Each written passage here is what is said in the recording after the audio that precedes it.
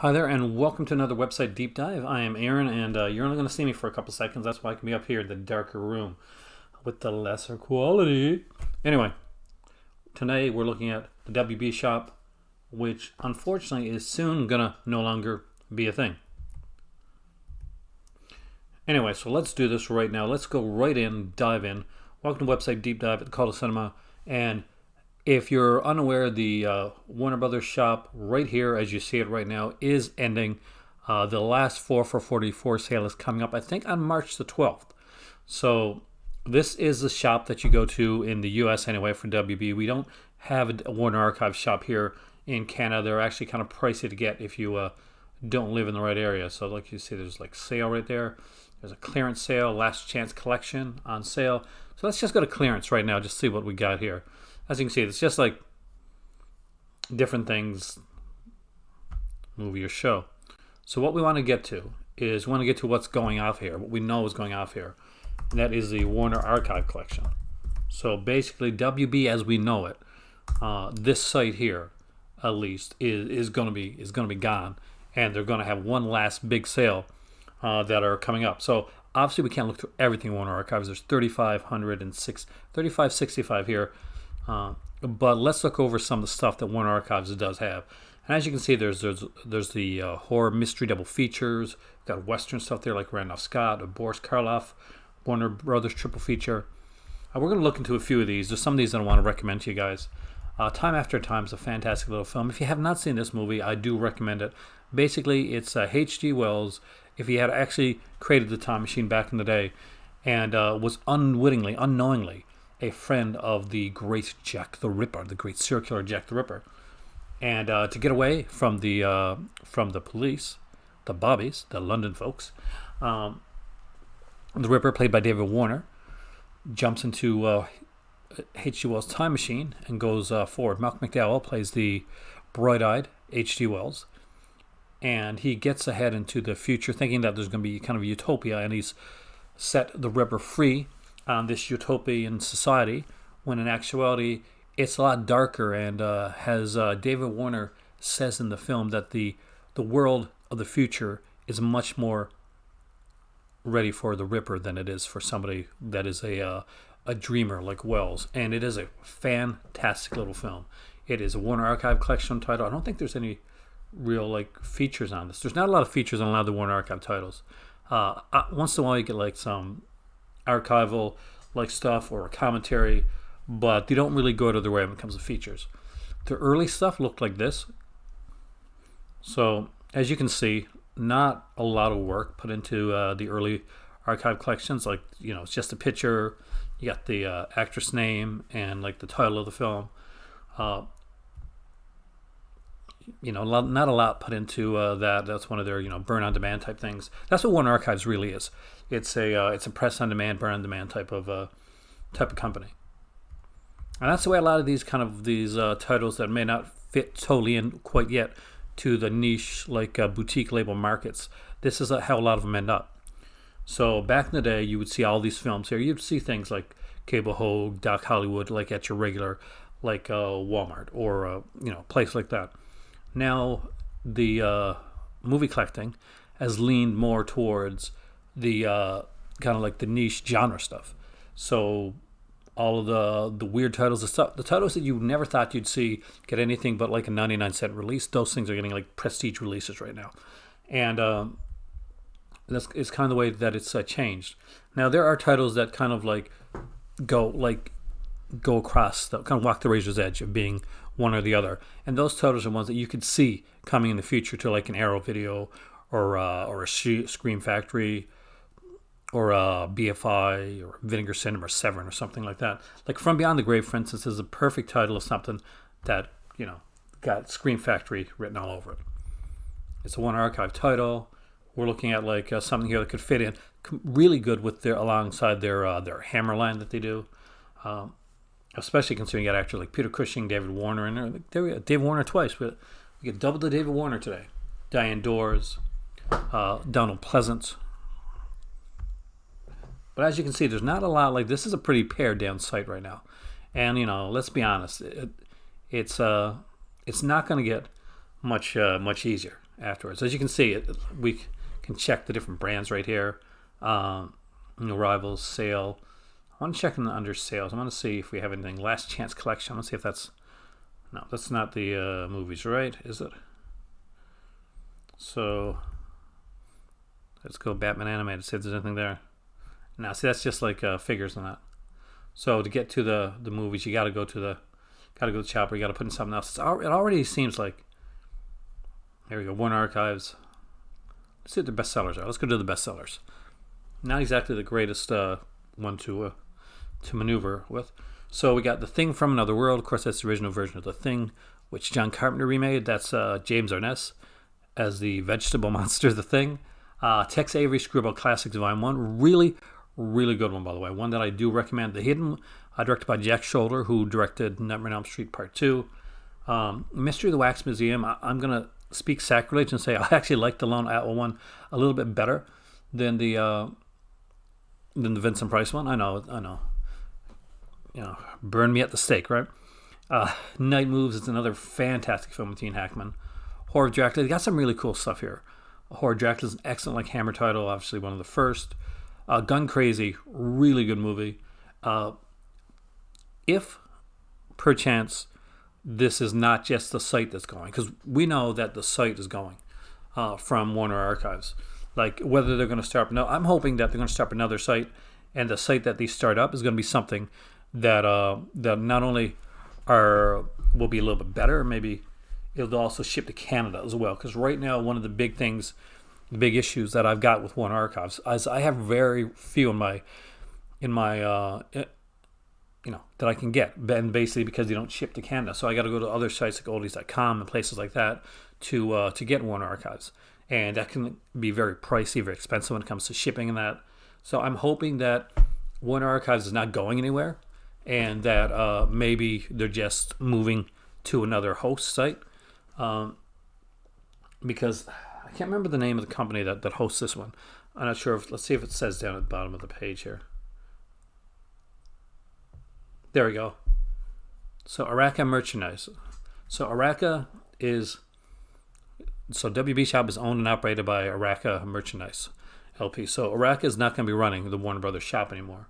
So whether that means the Warner Brothers shop is going to be like just going, or the Warner Brothers shop is they're closing it down because they're going to go more towards streaming. I'm hoping it's the former, and that they're just moving it to like maybe another company's getting the rights to Warner Brothers. Somebody said like on one of my streams that maybe Scream Factory. I gotta be honest, I hope not. Like, there's a lot of good companies that could probably distribute like Warner Archives extremely well. Vinegar Syndrome does a really good job of distribution, both in like stateside and international and Canada, and they have like the inroads there. I think it's the one thing that Vinegar Syndrome hasn't looked into that they probably should. They have a really good distribution set up for their films, and better than any distributions that I've seen from any of the other companies at this point that I can think of. If you can think of like ones to do better, definitely let me know. But at this point, whether you're in Canada or the US or even in the UK, Vinegar Syndrome stuff can usually get to you. You know, it's not getting blocked. It's not getting like banged back to the border.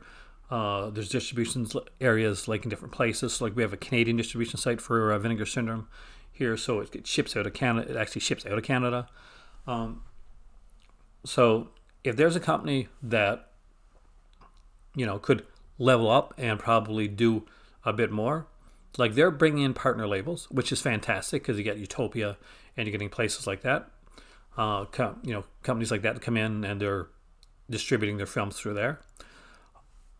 I think that the next step for if Vinegar Syndrome was to really think about it, the fact that they've got all these inroads to get their films across, to get like their partner label films like from one country to another without much hassle, and with a fairly decent rate when it comes to shipping. That's not an easy thing to do. We've looked at a lot of sites on these website deep dives, and one of the things that I've noted, and I always note, and people always ask me about it. It's like, what's the shipping like? What's the shipping like here? What's the shipping like this place? Does this place even ship to my country? And sometimes it does, sometimes it doesn't. Sometimes there's issues. So there you go. That's my thought on it. If this is going and is going to somewhere else, and another company has to pick this up and picks it up for distribution like purposes, that's my pick. Anyway, you guys can let me know your pick and what you think is the best company to distribute Warner Archives now that Acura isn't going to be doing it anymore. But if just in case there's going to be, so if this is going under, if this is going, then there's animation, there's horror, there's film noir, there's a bunch of stuff on here. Out of the Past, if you like film noir, if you don't know where to start with film noir, for instance, Out of the Past is a great starting point. See, Out of the Past is what I think of when, if somebody says, name a film noir, or like name something for somebody to introduce somebody to film noir. Well, we got film noir like, mainstays like Robert Mitchum and Jane Greer. You get Kirk Douglas in this one here. It's directed by Jacques Tourneur. So you're going to get the stylistic, like film noir, like expressionist type of cam work that you're going to see. And it's extremely well done. Now, this one here, by the way, has a commentary with it. I know it does because the original release of this that I got on DVD, back when Warner Archives were putting it like regular DVD box sets of film noir, I got a few of those. And this one here has a commentary on it. Who's this commentary here? James Ursini. There you go. So there's a commentary here on Out of the Past. Great title. If you like film noir or you just want to get into film noir and you're kind of wondering where to get started there. But as you can see, it's such a wide variety of stuff we got here. Look, if you like animation, right here, Popeye the Sailor, the 1940s, Volume 2. Now, the original Popeye the Sailor ones were put out on DVD only so far, and they had like the theatrical releases. They are, I think they're out of print. We'll check, actually. We'll actually look because I get asked about that a lot. Because I've got these 3 volumes of Popeye the Sailor, and I showed them on my channel once when I was doing an animation overview. I'm going to do a library overview in the near future, so I'll let you guys know about that and where that's going to happen at. But after I did the overview at the time, I got like a ton of emails asking if I would sell my Popeye, which I wouldn't.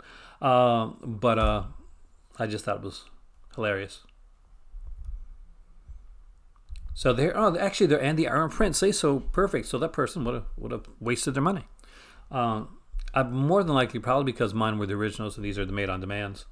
Some people are kind of big about that, but these are really great releases, by the way. These Popeye releases. So 1933 to 1938, Volume 1.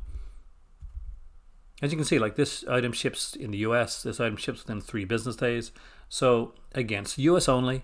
So if you're outside the U.S., have a friend or have some kind of third-party system to ship your stuff over, because if not, you're a bit screwed. Although they don't say it here, unless they took the features off. I know that my edition of this set here has a ton of features on it,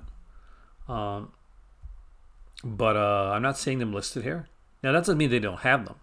It's just maybe that they're not listed here. But they have a lot of cool stuff. The Popeye from 1938 to 1940 Volume 2. And of course, is 1941 to 1943 is Volume 3. Let's see if any of them like lists the features here. No, they don't actually. That's just too bad because they actually have some really good features on them.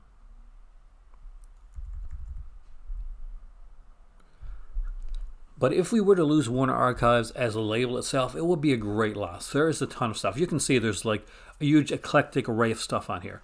The Fearless Vampire Killers is here. Wait Until Dark, classic film, by the way. The Satanic Rites of Dracula, by far and large, in my opinion, the worst Dracula film that Christopher Lee ever made, and that includes the Jess Franco one. But it's fun. It's a fun film. It's just not a good film.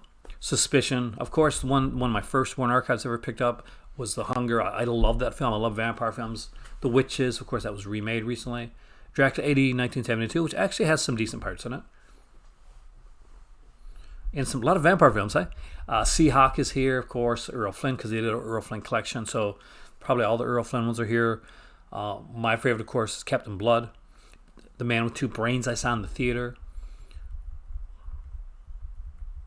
there's like it's just there's so much. Like you got like Green Slime, which is this cheesy, fun little Z-rated Z like grade picture. Johnny Quest. So a lot of Hanna-Barbera on here, by the way. So if you like your Hanna-Barbera and you want to get like the Hanna-Barbera Blu-rays, this is the place to get it. One of my most wanted titles on Warner Archives is just a silly little film that I like by Michael Crichton called Looker with Albert Finney and James Coburn. I think Susan Day from L.A. Law, I guess the Partridge Family is where most people know her from, is in this as well as it's a model. Just a really, really, Susan Day right there, Lee Taylor Young. Really good film. If you've never checked it out, it's a thriller and slightly, 5 minutes into the feature type of thing. It's about like Albert Finney, who plays this like this plastic surgeon, and all the models that he does like plastic surgery on, they're being killed. So the light is on him basically. But did he do it, or is there someone else? Well, you got to watch the movie and find out. Wolfen is an underrated little like I guess we can call it a werewolf film. It's not really a werewolf film, but it's we'll go with werewolf film. It's a really good little film. V, the original miniseries, I recommend you check that out. It's a great show. V, the Final Battle, I think, is on here too, which is really cool actually. We got Leatherface 3, which is the third Texas Chainsaw Massacre film. Highly underrated in my opinion. Actually, I really like that one. Movies like classics like Waiting for Guffman, Who's Afraid of Virginia Woolf is on here. We got Alfred Hitchcock stuff like I Confess. You get Judgment Night, which was a really good film. Actually, that's kind of underrated. I really like Judgment Night. Superfly, Don't Be Afraid of the Dark. This is one of the original early horror films that I saw when I was a kid. I was being babysat, and my babysitter had her boyfriend over, so they were indisposed. They were actually out in the kitchen and stuff, and so I had the TV to myself. So I'm watching this movie, right? This movie comes on CBC late night, and it's like Don't Be Afraid of the Dark with Kim Darby. Kim Darby, by the way, is the girl. She's the mom in Halloween 6. So if you've seen Halloween 6, she's the mom that one of the big glasses and that. But anyway, so she's the young girl in this, and this is not the theatrical one that came out like years later with Katie Holmes. This is the original one. This one's much creepier actually. And for me especially, like I had nightmares about this movie, and it's just like a TV horror film, but just goes to show you what you can do with a good script. It doesn't have to be like overtly like violent or bloody. A lot of that stuff can be left to the imagination. Sometimes the imagination is the scariest place to be, especially if you're in my head. Night School, a highly underrated, really good, really tense little like slasher film. That's Rachel Ward. I think this was one of her first North American roles. Not sure if it's her first, but one of her first North American roles. Really good film here. Kenneth Hughes, of course, directed the 1967 Casino Royale, as it says right there. I didn't know that. I'm just finding it out there. I'm not. I don't have that much of an encyclopedic mind for this stuff. I'd be lying if I said I did. But a really, really good film. Well done. Not an overly bloody film, but extremely good slasher that I think does belong in everybody's. If you like slasher films and you don't have Night School, you're missing a kind of pivotal key slasher film in your collection. There's just some really great things. I love the ending to Night School, and it's set up really well. Maybe you'll figure out who the killer is, maybe you won't. Either way, I think you'll have a good time with it, and you'll be able to go back. Like some people say, well, once you know who the killer is, you're not going to be able to watch it anymore. You're not going to be able to go back. You will, trust me. You'll be able to go back. Swarm is here. We got things like Mr. Nice Guy, which is Jackie Chan. That's Richard Norton's the bad guy in that one. Not my favorite Jackie Chan film, but I do like Richard Norton. Bad Ronald. This came on at Scream. So Scream was a channel, satellite horror channel that we had here in Canada, and it was basically it was our horror channel, the only one we ever had. It's this is Scream. We're about freaking you out. Just know that while you're watching Scream. It was really cool. That's not the way the voice was done. I do apologize. My voice is going a bit. So even if I was going to get a better version of the Scream guy, that's not it. Yakuza's here, which is, again, I think it's another Robert Mitchum film, if I remember correctly. Whatever Happened to Baby Jane. See, there's a lot of classics on here, too. Victor Victoria, My Blue Heaven. That's a fun little film. I actually like that one. Batman, Mask of the Phantasm. Probably across the board, I'm going to say, best Batman movie that ever came into the theater. I love my Tim Burton ones. My better half likes the Chris Nolan stuff as well. But I think pretty much anybody that really like enjoys Batman and Mask of the Phantasm, that is the one. That is like the big Batman film. You got Frankenstein 1970, Picture of Dorian Gray, which is a really good film. I got the original release of that one, pre-MOD. Death Trap. I actually did Death Trap. It's a play, and in the movie, it's like Michael Caine and Diane Cannon and Chris Reeve. So it's pretty much a three-person play, and it's a good double feature for the movie Sleuth. If you've ever seen the movie Sleuth, it's a good double feature for that one, with Michael Caine in pretty much the Chris Reeve type of role in Sleuth. So, but I did Death Trap in a kind of off production, but it was fun. I really liked it. Back in my days when I was going to be an actor. Okay, The Valley of Gwangi is a underrated, little-known Ray Harryhausen film. With the new Supergirl just being announced, I'm so excited, by the way, because I'm a huge Supergirl fan, and the girl looks... I watched the video where she finds out that she's getting the part. Like, I watched it 4 or 5 times, and I'm a big sap. It, like, tears me up and stuff. There we go, Supergirl. So this is the archive collection. Let's just see if this is the unrated cut of the film, the international version we need to see. Special edition of Supergirl presents the film's international cut, remastered in high definition, along with the rare director's cut on a bonus DVD. So I would love to have this. I would kill for this. My birthday's coming up. So if anybody wants to get me a Warner Archive release, there you go. There's one of the many that I need, since I have very few Warner Archives in my collection. SOB. I remember watching SOB. Summer 42 I really relate to this film.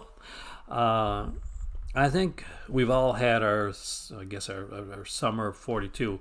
The older woman that we crushed on, we're infatuated with that sometimes it was or wasn't reciprocated. And in this one here, it is definitely a very this film. I don't know if it'll play so well today, but pretty much you've got this kid named Hermie. He's 15. There's this beautiful young woman played by Jennifer O'Neill. She's like 22, and her husband's off to war. He's sort of like he's infatuated with her, and there may be reciprocation. It's about coming of age, and in more ways than one. The coming of age for this like 15-year-old kid, and this almost coming to terms like in a different way coming of age for this 22-year-old like extremely lonely girl. That's the way that I took it back then. Nowadays, this would be an episode of Law and Order SVU, but back in the day, it was a very lyrically haunting, beautiful film that I thought was extremely well done. How it plays today is, it's going to really depend on your on how you take the film. In all seriousness, but it was a different time. Though the weird part is if you reverse that and it was like a 15-year-old girl and a 22-year-old like guy teacher, I think I'd be more creeped out, which is totally, it's true though, I would be. Corvette Summer, which does get for one of the best jokes from Mystery Science Theater. There's an episode of Mystery Science Theater where they're going through and it's like, Luke, join me or you will star in Corvette Summer. I think it's Pod People that it's in. I can't remember for sure if it's Pod People or if it's The Brain that Wouldn't Die. It was one of those two. Corvette Summer's got Annie Potts, of course, from like Ghostbusters on it. Selena, again, a really good film. There's just a ton of different things on here. Performance is by Donald Kamal, who did, of course, Wade the Eye. So if you remember Wade the Eye, it was put up by both Arrow and Scream Factory. I recommend Arrow edition of it. Because Donald Kamal is one of those really eclectically unique, strange, kind of cool directors. And co-directed by Donald Kamal and Nicholas Roeg. So yeah, he got both of them. And I did enjoy this. Like this, it's not everybody's jam. but it's something that I dug. And of course, Yankee Doodle Dandy I love because basically you get to see James Cagney do what James Cagney does best. He's a song and dance man. But I guess what he's known for, what he's not known for best. I guess he does the gangsters, the way he's known for best. But song and dance, that was where his heart was. That's what he did well. Kind of like Hugh Jackman. He's known for Wolverine, but he's amazing on Broadway. The Boy Next Door, for instance. Ward According to Garp, again, is another favorite of mine. And that's probably where we'll end it on this one here. Ward According to Garp, Robin Williams. Rest in peace, man. You were such a tortured soul, and it's just such a shame we lost you so soon. But this was a film that I really, really loved. It has Glenn Close actually playing his mom. She was not, I don't think she was she as old as him, or if she wasn't much older. John Lithgow was in here as well. Just a really cool little film. I'm a huge John Irving fan. I read all the John Irving books, Hotel New Hampshire, all that when I was growing up. And I totally fell in love with John Irving's work again when I was in college. But yeah, just, for the sake of my dad, we're going to end on this one right here. There's a whole bunch of Tarzan movies. I recommend them. Gordon Scott's my dad's favorite Tarzan. Tarzan's Greatest Adventure. This is, the name is apropos because this is one of Tarzan's greatest adventures. I kid you not, this is one you should own. You got Gordon Scott, one of the greatest Tarzans of all time, right up there, right alongside with Johnny Weissmuller. I'm putting it out there. Not only do you have like the best, like, when it comes to like the Tarzans, you get some really good bad guys. You get Anthony Quayle and a little known actor by the name of Sean Connery as well, playing like really mean bad guys in this one here. So definitely worth checking out. A bunch. You can find a bunch of Tarzan films on here, and they are really, really fun stuff.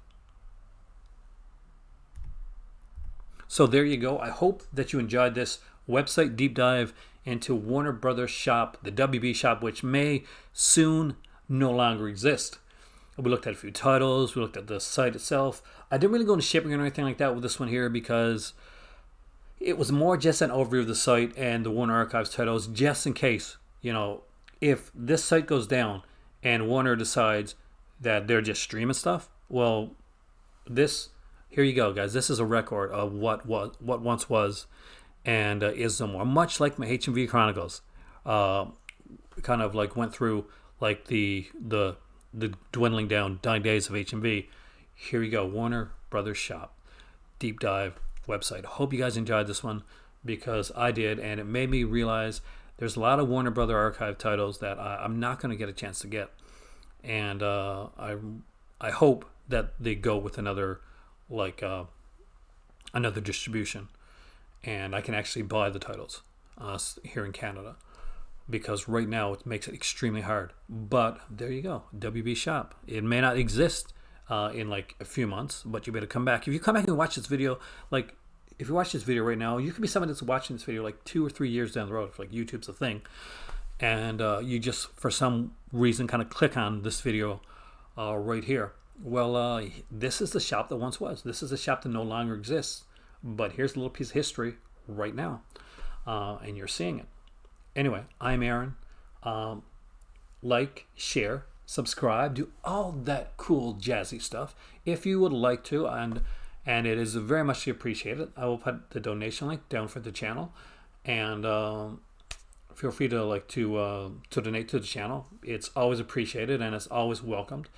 I also have a Patreon account called the Live Movie Club, where our members are called the Crimson Cult. So make sure you check that out, and I will see you guys here really, really soon.